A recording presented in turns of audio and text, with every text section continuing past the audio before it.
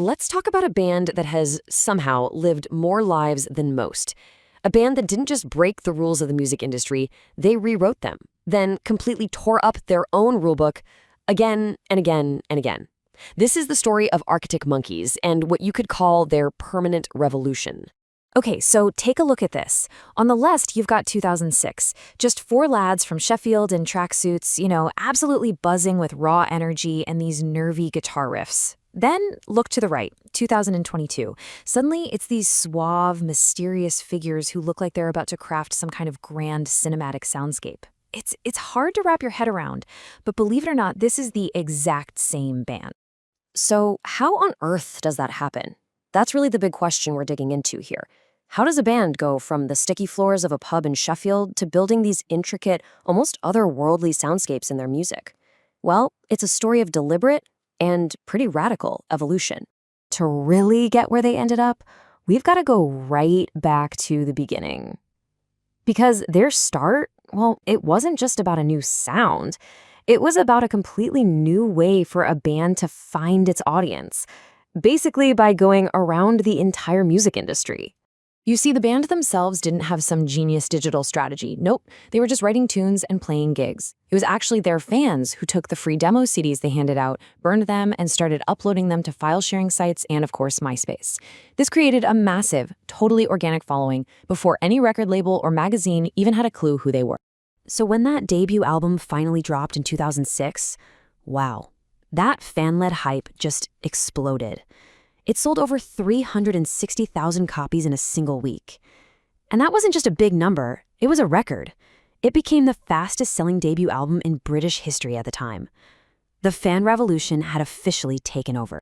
And that album sent absolute shockwaves through the industry. The lyrics were like this witty, brutally honest documentary of a night out in Northern England. By signing to an indie label, they proved you didn't need some corporate machine behind you. But here's the crucial part. They completely flipped the script on the music press. For the first time, magazines weren't telling the kids what was cool. The kids were telling the magazines. So, okay, they had the perfect formula for success. They'd cracked the code. And what did they do with it? They threw it all away. And this is where the real core of their story begins. The great sonic pivots. This chart kind of lays out their first three major reinventions. They start with that frantic garage rock, then, bam, for their third album, Humbug, they take a hard left into this dark, psychedelic desert rock. And just when you think you finally got them pinned down, they pivot again with AM, creating this incredibly slick R&D-infused groove rock. Every single step was a conscious decision to just tear up the old blueprint. Now, the key to that Humbug pivot was one guy, Josh Homme, from Queens of the Stone Age. He took them out to his studio in the middle of the desert, slowed them way down, and introduced them to this darker, heavier, much more atmospheric sound. Suddenly, the rapid-fire lyrics were replaced by this sort of croon, and the punchy guitar riffs gave way to these sludgy, kind of psychedelic textures. It was a complete reinvention, top to bottom.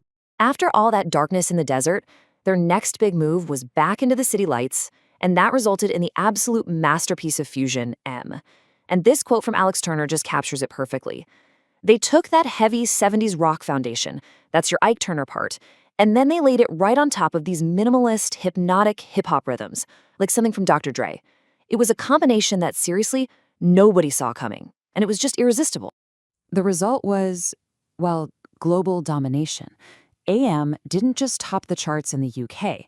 It was the album that finally broke them in the United States, going multi-platinum. And all of that success, it gave them the ultimate artistic freedom. Financially, they could now do literally whatever they wanted. And what they chose to do was something nobody expected.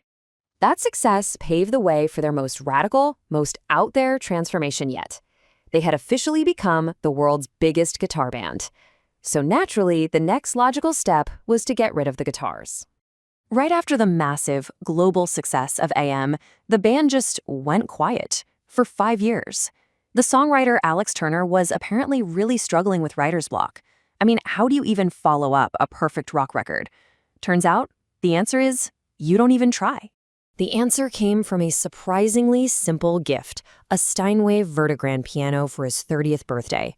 Turner, who had never really written on piano before, sat down and just started composing.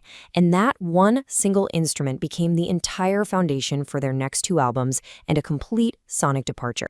And the difference was just night and day.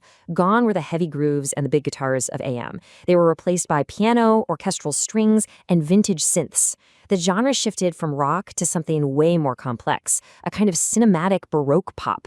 Think intricate melodies and these lush arrangements that sounded more like a 70s film score than a stadium anthem.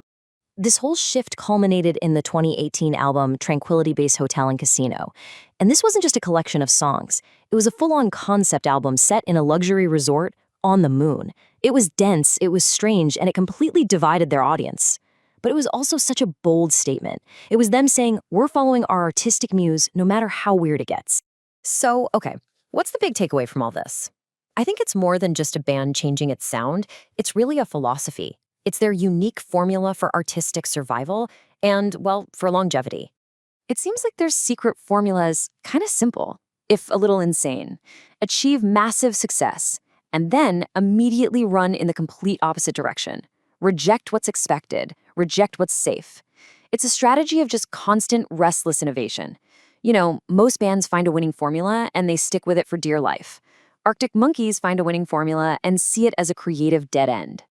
Ultimately, their entire career has been this state of permanent revolution, a constant rebellion not against some outside force, but against their own past successes.